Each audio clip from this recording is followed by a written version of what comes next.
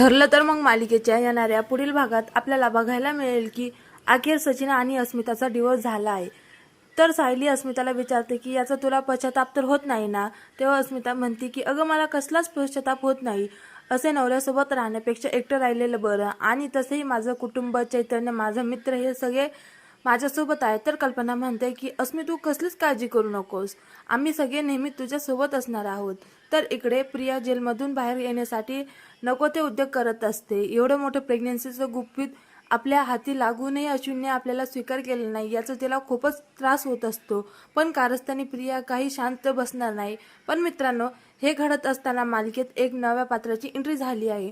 तो सायलीचे नकळतच फोटो काढत असतो आणि त्यानंतर थेट सायलीला जाऊन तो भेटतो। म्हणतो की सायली, मी तुझ्या आयुष्यात पुन्हा आलोय आणि आता मी तुला मिळणारच। तर आता हा व्यक्ती कोण आहे आणि सायलीच्या आयुष्यात पुन्हा काय आलास? कदाचित सायली सोबत हा सुद्धा मधुभावांच्याच आश्रमात राहत असेल, हे आपल्याला पुढील भागातच कळेल।